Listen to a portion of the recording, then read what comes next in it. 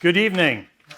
For those of you who don't know me, my name is Jason Riley. I'm the chairperson of the Centerville-Washington Township Diversity Council. I'd like to thank you all for coming out.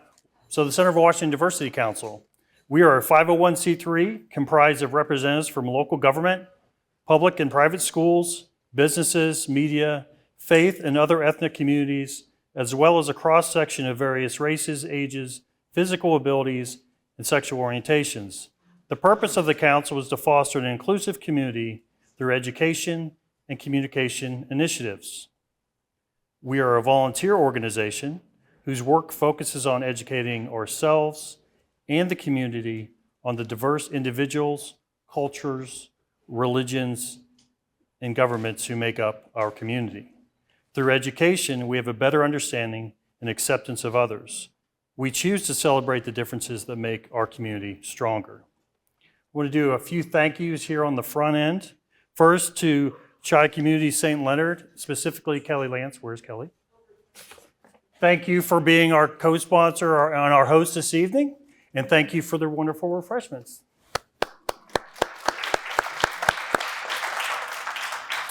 We also want to recognize all of our Diversity Council members. So if you're a member of the council, could you please just stand for a moment? Thank you. I want to recognize Miami Valley Communications Council, especially Richard Diaz, who's behind the camera right there, and our volunteer photographer, Uriah Langmeyer, who's in the back in the black. Our ASL interpreter, Ainsley, who's from Community Services for the Deaf, and then our 16 approximately service and resource organizations that are attending this evening.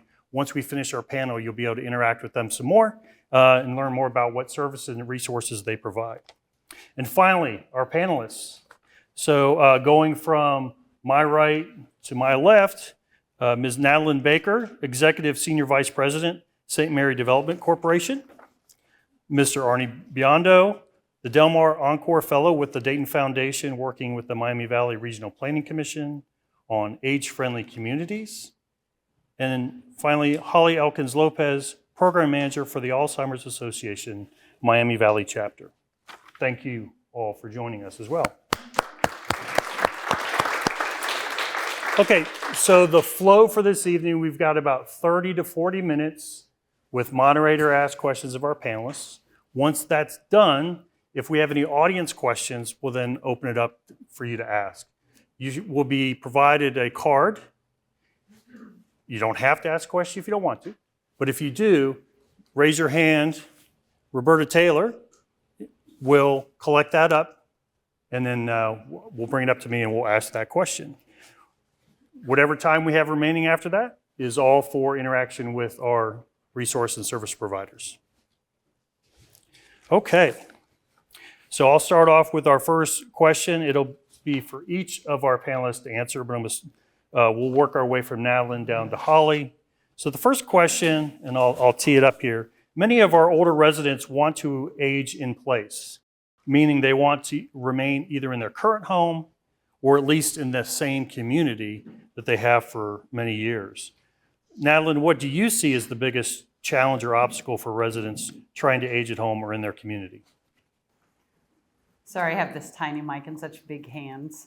The biggest problem that we see facing seniors in housing is availability, accessibility, affordability, and isolation. So availability, there's not enough options for older people in the community to stay within the communities in which they love.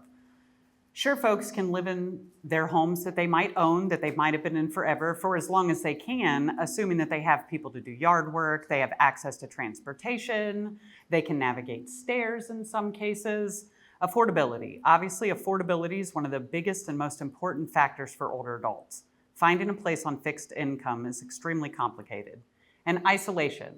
So AARP estimates that social isolation can be as detrimental to a person's health as diabetes. And it's a local problem too. So St. Mary Development supports about 1,200 seniors just in the greater Montgomery County area. And what we found is prior to COVID, we do assessments with our residents all the time, check-ins. We wanted to check in. How's your mental health? How are you doing? Before COVID, we had about 21% of our residents say that they felt isolated or had a mental health concern. Coming out of COVID, last year we had 43% of our seniors report feeling socially isolated. So affordability, availability, isolation. Great, thank you. Arnie, over to you.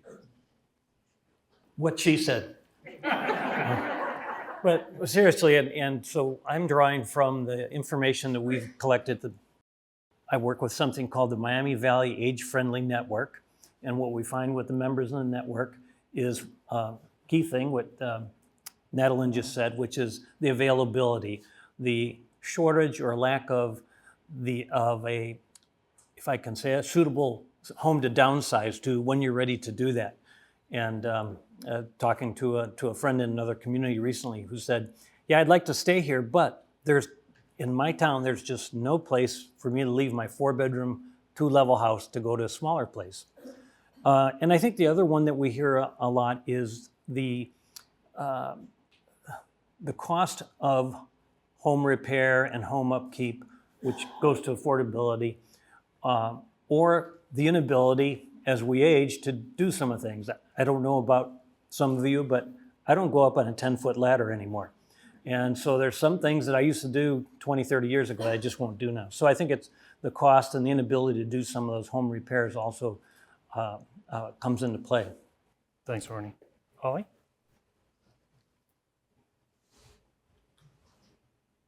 Yeah, so for the Alzheimer's Association, when I was kind of looking at this question, kind of thinking about it, I think the biggest challenge that we see is just with a diagnosis of Alzheimer's. So just the diagnosis is the challenge for the ability to kind of stay and age in a home. I think a lot of times families just don't know what an Alzheimer's diagnosis or another form of dementia diagnosis, what that all entails. We know that it's not a good disease to be diagnosed with, right? We know it's a fatal disease, it's progressive. But we see our loved ones, and I know when we're working with constituents out in the community and we're talking and having these care consultations with family, oftentimes the caregiver said, I made a promise. I'm gonna keep them in their home. I've made that promise. And then once they start educating themselves and getting into the thick of the caregiving, that's when they see all of those challenges come into play. So we kind of look at, the loss of independence that kind of comes with that, the constant care that is needed for an individual that has a disease and how to keep them safely in their home. Home safety is a big thing. If you don't think about that, there's just a lot of things that we need to do to prepare our house for someone with dementia. We oftentimes say we are so concerned about baby-proof and child-proofing our home when we have children, right? We get down on the ground and we look at the world and environment from their level. But when we get that diagnosis of dementia, we oftentimes forget we need to look at our home and how that looks for an individual as they progressively go through the stages of dementia. And that's one of the things we do a lot of education on. We have a checklist, actually, that helps you go room by room of how to make the home safe. And then I was just kind of thinking about this. Another challenge with someone really staying in their home and aging well is that fear of wondering. The statistic is not good for someone that wonders with this disease. 60% of all people diagnosed with Alzheimer's or dementia will wonder at some point during their stages. And oftentimes people think, oh, it's in the late stage of the disease. That's not necessarily true, right? With the dementia or with Alzheimer's, all it takes is one thought of, I need to go there, and then they leave, and then they forget 2 minutes later where they were going, and then they just drive. So wondering is a big challenge for people to stay in their home. And then the last one that I was thinking of was it just becomes a financial burden for families. I mean, you have to look at around-the-clock care and home care and adult day services and all that respite. It becomes a financial struggle. Thanks, Holly. So this next line of questions will kind of go into their areas of expertise and experience. So Natalynne, a little bit more about the affordable housing. What is your assessment of the current state of affordable housing in our region? I appreciate you saving the easy question for me. So just to give a little context to affordable housing and how it affects seniors and why it's important. So every day, 10,000 people in the United States turn 65. By 2034, older adults will outnumber the amount of children we have in the state. And by 2040, the United States will have over 80 million US residents that are seniors. So y'all are a growing population. That's a big deal. When it comes to affordability, we've realized availability is going to be the biggest problem as the population grows. There's not enough housing for older adults that meets the needs. In fact, Ohio research shows that the state of Ohio is currently short 265,000 rental units. And knowing that the rate of the population is increasing, it's not a problem that anybody's going to build their way out of. It will require zoning law changes, community investment, and preservation of existing housing.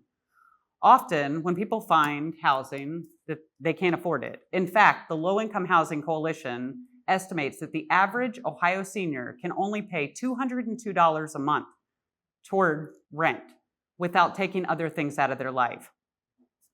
With fair market rate of a one-bedroom and apartment in Ohio averaging about $800 a month, there's clearly a need for rental assistance and housing developed with rent and income restrictions. In fact, research shows, and this is where it becomes a little more relevant to most folks, 1 in 4 80-year-olds have incomes around $25,000. We're extremely blessed to live in a country that has a long life expectancy, but having the financial resources to live 20 or 30 years past retirement is really complicated for anybody.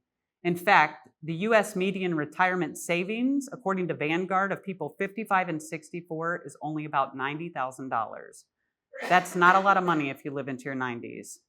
Why this matters is because a lot of our seniors are homeowners and have been homeowners forever, but increasing costs, whether it comes from taxes or what services they have to layer in for caregiving, mowing your yard, shoveling snow. Maybe there's family members to help out, but if not, it is hitting your monthly expenses. Why that's a problem is because communities are, in essence, pitting our seniors against families when it comes to school levies, because the seniors unfortunately just can't handle tax increases. We've budgeted as we've retired at 65 to be able to afford certain things. At 85, we've got a little cost of living increases in our Social Security, but nothing to keep up with the increase in utilities, nothing to keep up with property taxes. Accessibility also becomes a huge problem if you stay in your home that you've owned. 40% of homes in the United States are not accessible, and 1 in 5 people have accessibility needs. Even if you're fortunate to live in a home that has no step entries, roll-in showers, and have the money to pay somebody to do snow removal and yard work, people in the communities often struggle accessing transportation. A lot of people quit driving. In some of those neighborhoods, they don't have bus routes or have never navigated public transportation in their entire lives. It's complicated. The bus schedule is like a 6-point font. That's even hard for me to read with my bifocals. Instead of asking older people to adapt, what we need to do is look at ways we can adapt the community. Older people want many of the same things younger people want. We want friendly street crossings to help people with disabilities or adaptive equipment, but it's also friendly for parents that are pushing a stroller or kids that they want to have a bicycle on. Both younger and older people want walkable communities and to feel connected to the community.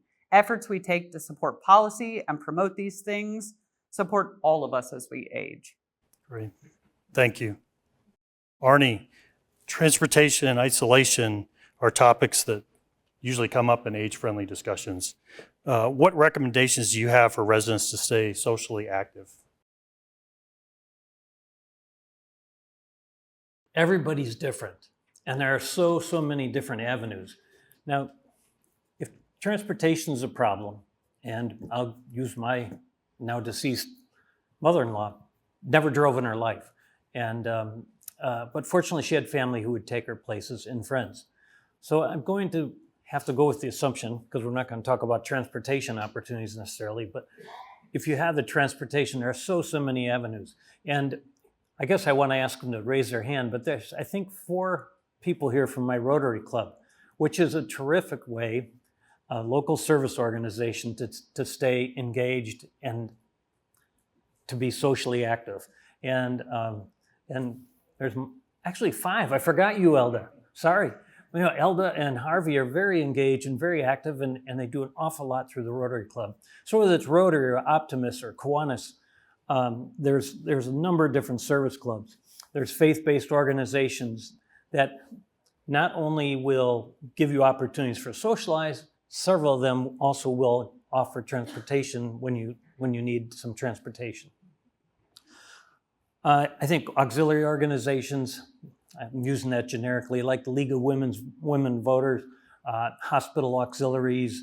My wife is with a group called Twigs, and museums themselves. Of course, then I have to come to my favorite, which is Betsy and Kayla over here, and that is your local park district, your local community recreation center. Tons of opportunities there to get involved. By that, I'm talking now about programs, actually activities that people can get involved in. But that also leads me to volunteer opportunities. And the one thing, I've been with the Dayton Foundation now just over 3 months, and I always knew there were a lot of volunteer opportunities. I had no idea just how many there are. And there are volunteer opportunities abound. And, you know, if you're willing to raise your hand and say, hey, I'm willing to help with something, as I used to say, raise your hand and say, I'll help. You'll never be lonely again.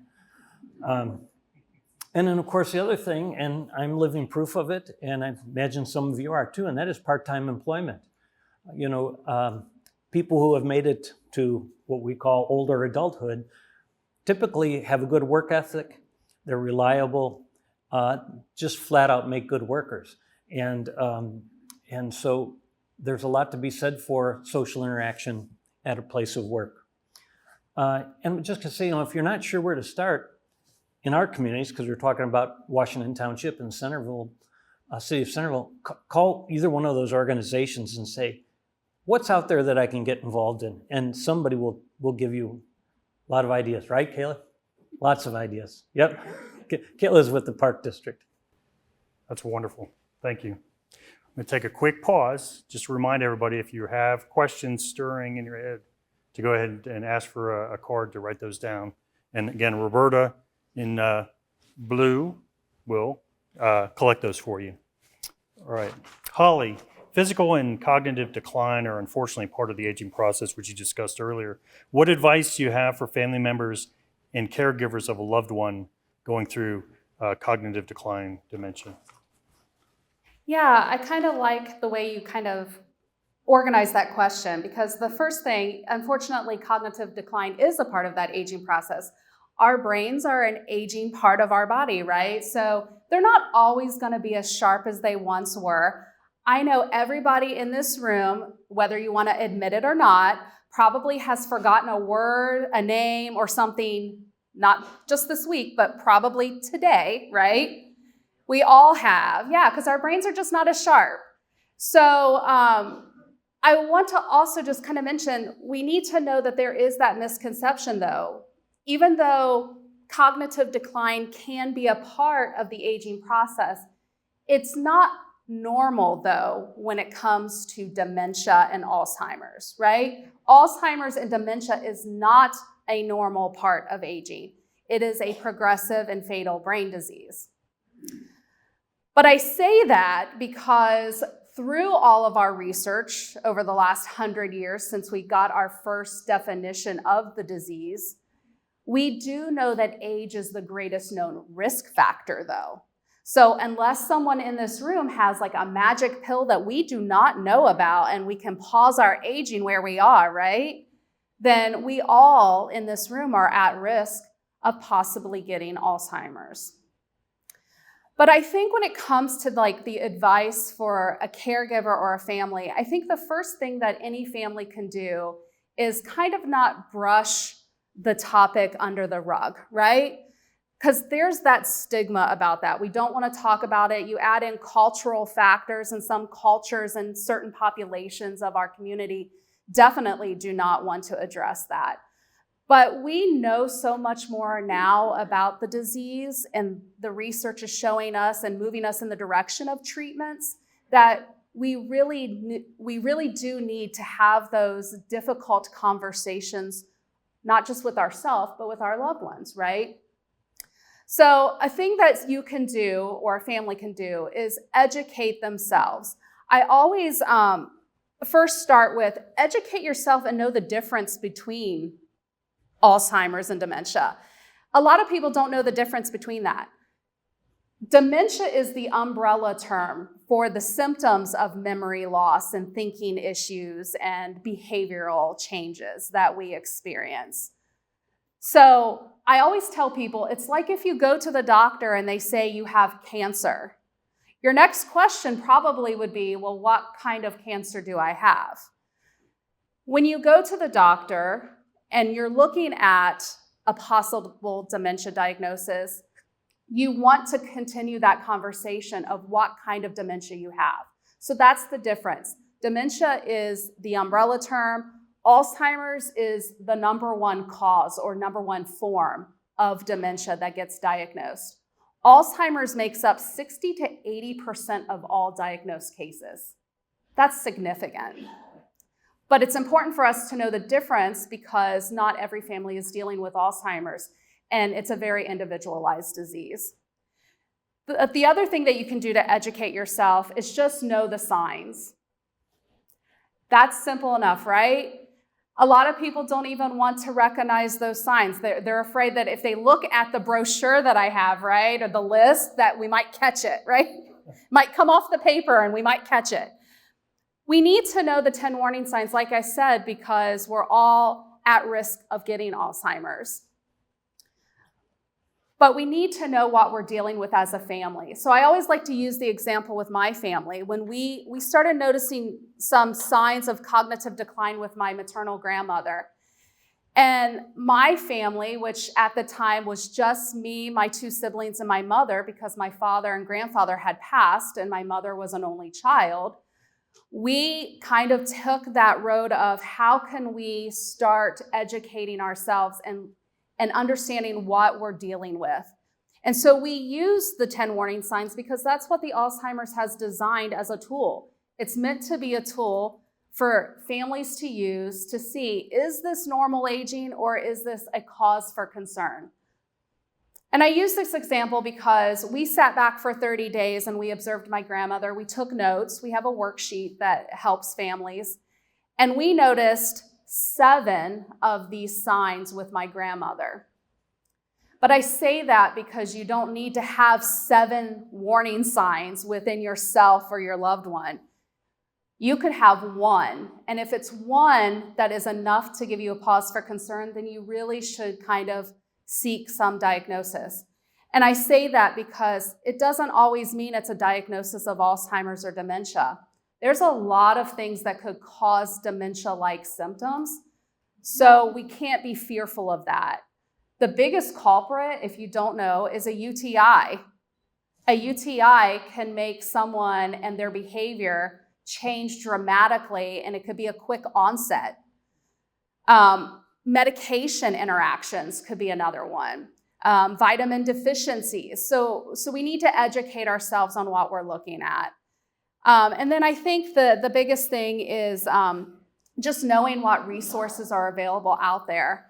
It always breaks my heart when I go to vendor events and I have a table like I do tonight, and people walk up to me and they say, "Gosh, Holly, you guys do some great work at the Alzheimer's Association. I wish I would have known all the good things that you do when I was going through that with my loved one." And that's where we're trying to stop that. We want people to know that we're here alongside you for that journey. All of our resources are really geared towards the care partners or the caregivers that find themselves on a journey of dementia or Alzheimer's with their loved one. Free education, free support groups, free family care planning. We do it all. Great, thank you. All right, so this is the final moderator question. Each one will be asked to answer. But so start with Natalynne. Both Centerville and Washington Township are considered AARP age-friendly communities. What can local governments, community service groups, and neighbors do to make our communities more age-friendly? So first off, I would like to say the Washington Township STAR program is fabulous. It's a great start. Bravo to Washington Township. Connecting people to resources that they don't know exists is a beautiful way that townships and cities can support older adults. Secondly, really look at your zoning laws and be open-minded about affordable housing. So the city of Columbus, their population last year expanded by 110%. They realized they really needed to do something about this. Parking became, people couldn't find, people were commuting. So they really looked at the zoning laws. If you guys remember, a long time ago, we had town centers, our main street. You had your shop owner that owned the whole building, and him and his family lived upstairs. As those buildings get tore down, things get built in their place, they could never again work that way because our zoning laws have changed. And now you have a curb offset. Buildings have to be built back farther. They can't be close. That's why when you drive in a historic neighborhood, the houses are so close, and now they're not because we've changed the zoning laws. But the problem is when you have the neighbor's house 2 doors down that eventually gets tore down, condemned, nothing gets built back on there because it's not affordable. There has to be a certain setback. Utilities have to have certain standards. If you drive through the city of Dayton, for example, you see a lot of abandoned houses because they were historic and there's nothing that can fill that infill housing. Really educate yourself about what affordable housing looks like. There's affordable housing on this campus. I know there is because it was started by Sister Rose Wildenhouse, the Rose Room, if you guys know that, and Dick McBride. There's affordable housing here. It's not what we think of when we remember the old projects back in the 80s. Affordable housing isn't made that way anymore. It's called NIMBYism, in fact, not in my backyard. It's the idea that affordable housing is really important for those living on a fixed income, just not in my neighborhood. The views often expressed are concerns about crimes, overcrowded schools, property values, and quality of life. But the truth is, after these developments come to fruition, these fears rarely come to pass. Community opposition often leads to increased costs for developers, lengthy delays in many affordable housing projects, and we need affordable housing for a couple reasons. It saves people money. It's the right thing to do for our seniors. And if older adults have a place to move like St. Leonard, where they can actually age in place and thrive, it leaves an available house in the community for young families to move in and continue to regrow your neighborhood, spark local business. When people have more money in their pocket, they spend it within their communities. The good news is there are some really exciting initiatives happening. There's one happening, it's called Yes in God's Backyard, and it's an initiative that's happening with church properties. So some churches own 80 acres, but aren't utilizing that. They're looking at ways to bring housing into the community, utilizing this space would offer an aging congregation potentially a space where they could live on their church property and be able to walk over to events or volunteer within their community a little bit easier. So lots of good things, but really looking at zoning laws and take a look at new affordable housing. It's not really what you think it is. Great, thank you. Arnie, what would you recommend? You know, first I have to say it's really a pleasure to be sitting between two really smart people who really know what they're talking about. We paid him. Not much. But first of all, I wanted to just mention about affordable housing. One of the things that I think we have to keep in mind too is what's affordable for me isn't affordable for Barbara, and what's affordable for Barbara is not affordable for Tim. And it's so important, and I know Natalynne and her organization do that, and that is having the pulse on what incomes are in and around and what people have available to them to spend on housing. But moving on, one of the things I want to say too is I work with 15 different communities right now. We hope it'll be 18 by the end of the year, who are age-friendly. Centerville, City of Centerville, and Washington Township are 2 of them. And my job is to help them enact their age-friendly action plans. one of the things that I realized right off, because some of you know, I worked 46 years in public parks and recreation. Municipalities can only do so much. And Natalynne mentioned one of the key things that they can do, which is take a look at the zoning laws and the building codes. But after that, there's only certain things they can do. So we have 8 different domains in the age-friendly community. You'd think by now I could rattle them off. I can't. But things like civic engagement and respect and dignity, there's only so much that a municipality can do. And what they can do, though, is encourage within their community neighbors helping neighbors. And the first way to do that is to establish an age-friendly advisory group. And typically what we find, and there's age-friendly communities not just in the US, but around the world, and the ones that are really doing great work have a community started or citizen started and led group of volunteers who work with the municipality saying, here's what we really need, and here's what people are really telling us that we need. And that's so important. But after that, a couple other things. I think it's important to begin with that we recognize that when we hear the statistics that Natalynne has, that it's not just happening elsewhere, that Centerville and Washington communities are aging as well. And you know, right now, you may not know this, Centerville has the highest percentage of people over 65 in the Miami Valley area. It's because of St. Leonard and Bethany Lutheran. So remove those populations and we're right with the national average. And I said it to somebody earlier, you know, aging is cool. That's why everybody's doing it. So it's important to acknowledge that we are, you know, our population is getting older, and I'll use, you know, my family as an example. Oh gosh, I'm 71, almost 72, and we have no intention of leaving Centerville. So, you know, we look at how can we stay here, and that's pretty common.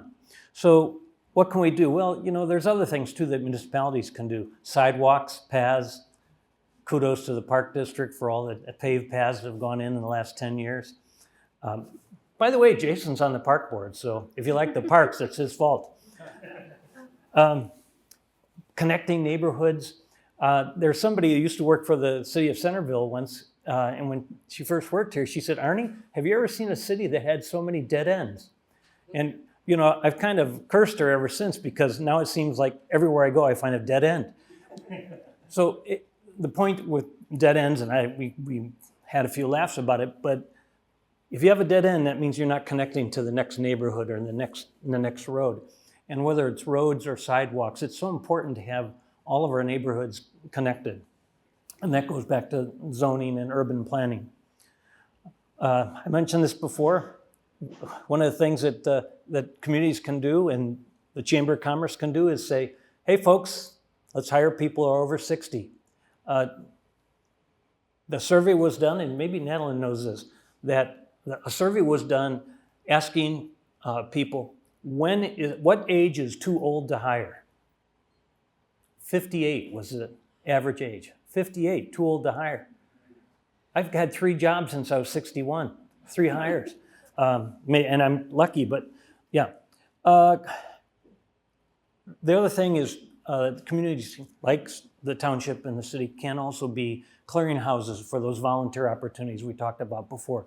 You know, it's easy for them to be the clearinghouse and have the repository of all the different opportunities. And then libraries, parks, schools, everybody's got to be invited into the age-friendly initiative, right? Because there's so much that's going on. You know, I didn't mention the libraries before, but there's so much that libraries do, and they're terrific places for older adults. Lastly, I'm just going to throw this out here.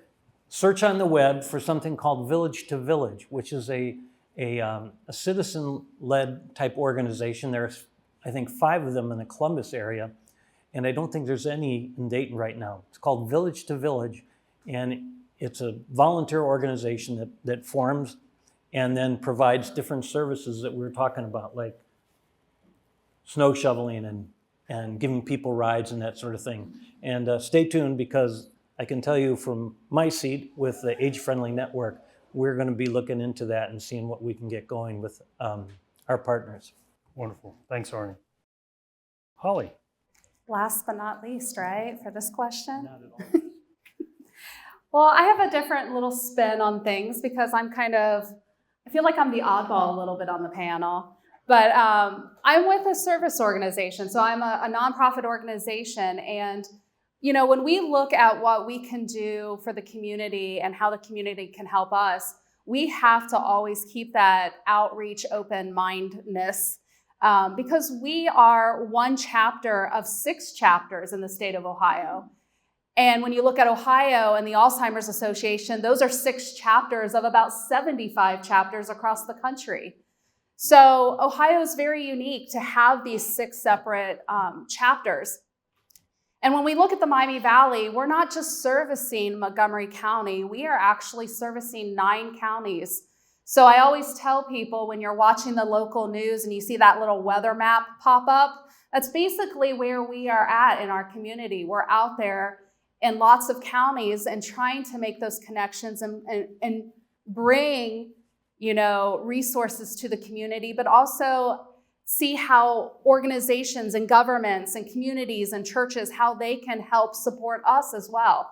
So I kind of looked at this as what kind of advice, what could we do? And it's really just kind of having that hat of how can you collaborate and partner with us, and how can we collaborate and partner with you?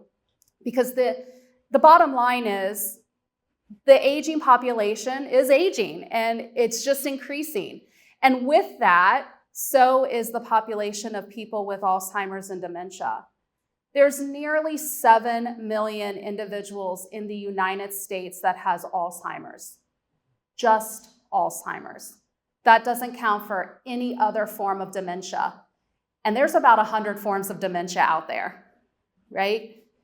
When we look at that number, and then we look at Ohio, there's nearly 240,000 individuals living with that disease, just Alzheimer's, in the state of Ohio. And then we look at the people that are helping those individuals, the family, the friends, the neighbors, the church members. There's about 415,000 unpaid. I was one of those unpaid caregivers that needed the support of the government, the communities, the service groups, the churches, right? Our family needed that. So when I kind of looked at this question, one, I loved kind of knowing that this is an AARP age-friendly community because the Alzheimer's Association also partners with AARP. We have a wonderful tool and resource for you. We have a community resource finder, and we use that often with our constituents. It is a partnership. It's a website that you can go to find local resources in your community. If you need an elder law attorney, you go there and type in your zip code and you can find an elder law attorney in your community that specializes in estate planning. And we work with several in this community that really know how to handle a dementia diagnosis and how to plan for that. If you need adult day services, if you need support groups, if you need a neurologist, those are services that you can find there. But I think just collaborating and partnering, I mean, when we break this down, I look at this room in general and I just see so many familiar faces that we partner with because the bottom line is we have to get the information out there. We're here to help you and hopefully you're here to help us. I mean, I see Sharon over there at Ohio's Hospice. We do town hall speaking engagements and collaborate all the time. St. Leonard is one of those sites that we collaborate with and have a support group. We do a partnership there. I also have trained some staff here on dementia training. So when you break down that question, how can governments, local governments help us? Bring us in. We can do some speaking engagements to help the community. Just last week, we were a part of Kettering Police Department's spring training. So 4 out of the 5 days at 1 o'clock, I was there providing dementia training for first responders, making sure that they know how to properly interact with people that have dementia, but also how to properly interact with the caregivers that are exhausted and just don't know how to handle the situation that they find themselves in, because it's always a crisis situation. We also partnered just recently, last week as well, with the Montgomery County Treasurer's Department.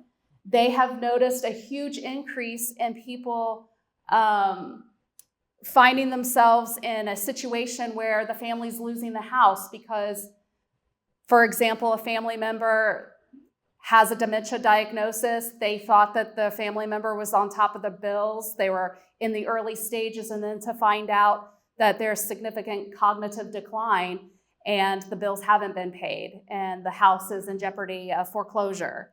So that was another partnership because it was a need that they were seeing, and it was a need that they reached out to us to collaborate.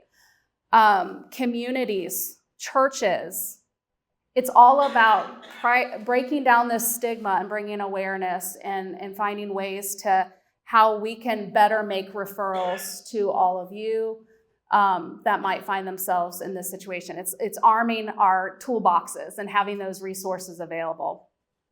And then I think the last thing that, to continue to make this a community that's more age-friendly is just volunteering. I wrote that down. I stole that from you, Arnie, because you said it in a different one. I was like, yes. We are in need of volunteers, but volunteering is just also just a way, whether it's with the Alzheimer's Association or another service provider, volunteer, and that's a big way to give back into your community. So the question was, where can we find the checklist to make a home safe for an older individual and a worksheet of Alzheimer's dementia symptoms? Polly, you want to take that one? I will. I'm right. My table is the purple tablecloth in the corner. And I actually brought the 10 warning signs worksheet. I have this brochure that really breaks it down, but it's also on the worksheet that my family used. And then I also have the home safety checklist. We partner with Procter & Gamble on that. They sponsor that checklist. So they really have thought through every single room, usually in the house. And then, of course, I can share other resources that we have online, that we have other publications. But yeah, I have both checklists with me. When we suspect cognitive decline in a loved one, should we go to for assistance? And then I'll follow up with the second part. Yeah, I think your first step is a trusted general family practitioner that you go to. If you don't have one, then there's also a lot of resources out there to find one. We can always help with that. But it's first having a conversation with your family doctor. I use the example of my family and how we used the 10 warning signs checklist, and we all wrote our notes, and we came back together after that 30 days to kind of discuss that, just me, my 2 siblings, and my mother. And what we actually did was then gathered all of our notes, and we submitted that to our grandmother's family physician. And that helped start that conversation. We were fortunate as a family that we could have an open and honest conversation, but those are difficult conversations that many families have. There's a lot of people that are in denial when there's cognitive decline, and they don't want to have it. And we deal with that all the time with families coming to us and saying, they just won't listen to me. How do I get them to go to the doctor? But sometimes, if it's in the simplest form, is you can submit some of that information ahead of time, and then the doctor will then talk about an assessment. Usually it's just a simple cognitive assessment in the office, and then you kind of go from there. For my family, I remember I took my grandmother to that appointment, and I always joke, my background's in English and education and nothing with math and numbers. I was the student that graduated high school and went to college and said, how many math courses do I need to take for my degree? 2? Great, let's get them done while it's fresh in my mind, right? So I went to this appointment with her, and then they had her draw a clock, and they gave her 3 words, had a conversation, then asked her the 3 words again. But then we got to the math question, and they said, now I need you to count backwards from 100 by 7. I know all of you are thinking, what? Right? We're all gonna fail that one. I already know one day when I get this assessment, I'm gonna fail it. She looked at me and said, Holly, can you help me? And I said, Grandma, I can't help you. As in, I literally cannot help you. But have that conversation with your doctor first. Great that you said have that conversation with your doctor. Part 2 of that was, what can we expect from the person's doctor? There you go. Starts with a cognitive assessment, and it usually goes from there. My grandmother's next step was an appointment with a neurologist. One of the things I'm proud of with the Diversity Council is we are really a nexus, right, of all different groups and peoples. And one of the things I'm proud of is making those connections. And one of the things I would ask that the AARP, the age-friendly communities are, you have allies in the disabled community who are not at that age yet, who have the same challenges of transportation, isolation. And back to Arnie's point, stronger voice, you need to start linking arms with those groups. I have a disability. I gave up driving at age 49. I was very disappointed in the city and the township's snow removal plan, which there isn't one, so I could access public transportation. I was part of Centerville's age-friendly focus group, not because of my age demographic, but because I truly believe we have shared challenges and experiences, and we need to start connecting and linking up with each other and speaking with one voice on those issues. Sorry, I apologize. 95-year-old with dementia lives in a huge 2-story condo, refuses to move, doesn't trust anyone. What do you do? Sorry, Holly, you're going to get most of them. Call the Alzheimer's Association Miami Valley chapter and schedule a care consultation. Talk about your challenges, and our qualified 2 care consultants can kind of map out some resources for you, but also talk through some of those things. Also, maybe look at attending some of our educational classes, because we do have some education. We have one that's called Dementia Conversations, and it's all about the 3 most difficult conversations to have with your loved one. The first one is how to get them to go to the doctor. The second one is how to get them to retire from driving. And then also how to plan for the future and have those legal and financial conversations. But I would just say we have resources available. Everything that we do is free. So call us and have a care consultation, and we'll help map out that plan. I would like to add, sometimes people still refuse to move. If they're at risk of hurting themselves, you can also call Adult Protective Services. They can at least send somebody out to make sure that your loved one or family member is safe, or hook them up with, would you let this case manager at least talk to you about some things you can do to make your home more safe? Sometimes it helps, sometimes it doesn't, but additional resources always make an impact. And when Adult Protective Services shows up at your door, people generally answer. Does anyone know of resources for downsizing? We do not have family members close to give to help us, and we need physical help with heavy items. All right. Again, we're always looking for partnerships because we do get these kind of questions. There are quite a few realtors that are in our community. It's not about selling the homes and stuff. They have a whole, I don't want to say side hustle, but it's all about education too. And again, you could call us because we do have some partnerships, but there's quite a few that give those resources. I know one little duo in particular that actually comes and does presentations alongside the Alzheimer's Association, and their presentation is called The Roadmap to Downsizing. So they have a checklist, they have everything, because it's not just about downsizing, it's also that transitioning into maybe age or dementia, better placement of homes. So it's transitioning in those living situations. So yeah, I know some resources. So you can talk to me afterwards. And I'm not going to put that person on the spot, but if anyone is a veteran, also reach out to your local veteran service organizations, whether you're a member or not. In worst case, track me down and I'll help you out. Next question. We live here at St. Leonard's in a garden home. My wife has macular degeneration and has been part of Cincinnati area blind and visually impaired, but services stop at the Montgomery County line.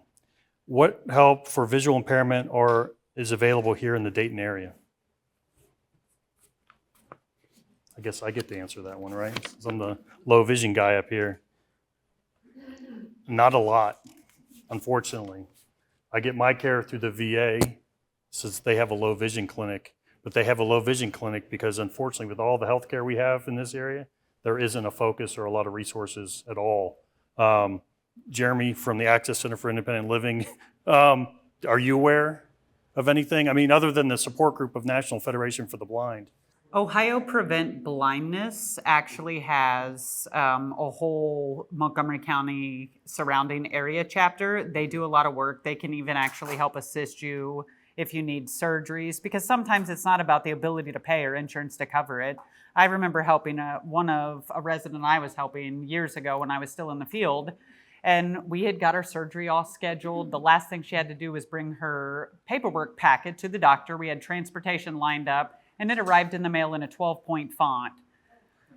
She's there because she's having eye surgery. She can't fill that out, and she didn't have any loved ones that lived nearby. So they even offer as an advocate to try to get the pre-authorizations you need through insurance, battle with Medicare for you to get the surgeries you need. They do a pretty good job in this area. Ohio Prevent Blindness.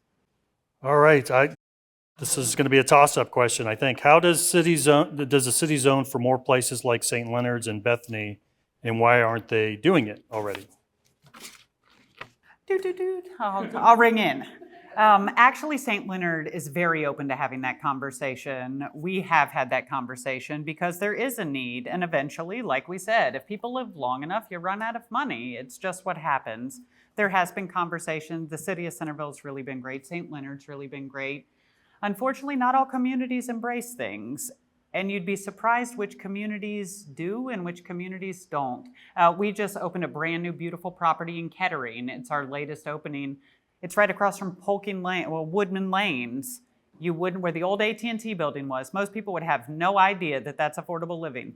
That's kind of the point. So, I mean, there is lots of communities that are really open to have that discussion.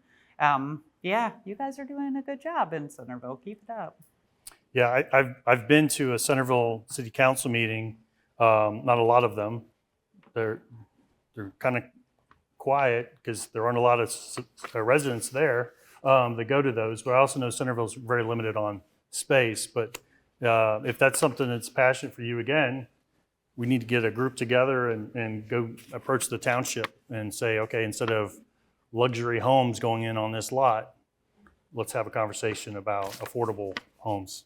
Another zoning law thing that some cities have embraced is the mother-in-law suite. You know, the accessory dwelling unit that people build, that's what it's called, and it's zoning for accessory dwelling units. If I have 3 acres, why can't I put a small, tiny home in the back so that I can go check on my mom, but she can still have her privacy? A lot of cities' zoning laws don't allow that. So having communities look at that, if I've got a large piece of land or even a decent sized land, why not look at these? As long as they meet, the aesthetic of the neighborhood, and communities determine what that looks like. But the accessory dwelling unit really is going to be how the future is. If your kids need to take care of a loved one, living on site makes it easy. I'm more likely to go check on my mom at 2 a.m. if I hear some rummaging, it's a walk out my back door, rather than I'll go check on her in the morning because she lives across town. It provides better care. It's better for people, and it helps prevent social isolation. Thank you. Final question. Jason? Yes, please. What Arnie. I just wanted to share, a study came across my desk yesterday about, that was done in the Columbus area. You may be familiar with that. I can't remember the name of the organization, but there was 2 things, accessory dwelling units, ADU, right? And the other thing that they were talking about was, so I'm originally from Chicago, we call them 2 flats or 3 flats or 4 flats, and how you can design those so they architecturally fit right in with a neighborhood of single family houses. So it's, something for us all to think about. But, if I want to downsize and I can go live in a a quarter of a 4-flat. Final question. This person's looking for sources for part-time home repair. Habitat for Humanity, they actually have resources. Rebuilding Together Dayton also has money for that as well. And sometimes it's just a ramp. I mean, they'll contract with somebody to install a professional ramp. The good thing about that is you guys aren't getting hustled by a fly-by-night that shows up at your door with a brochure saying, oh, I'll come back on Tuesday and finish this work. They're reputable, vetted organizations through Rebuilding Together and Habitat that can help you. Jason, it also goes back to question number 5, which was what can communities do? And the city of Dayton has, much like I was talking about volunteers, they have a collection. They're a clearinghouse for companies that will do everything from minor repairs to more major repairs. And I think that is something that a Centerville and a Washington Township, or collectively really, could probably compile as part of their age-friendly initiative. I'd like to thank our panelists again for coming and sharing your expertise.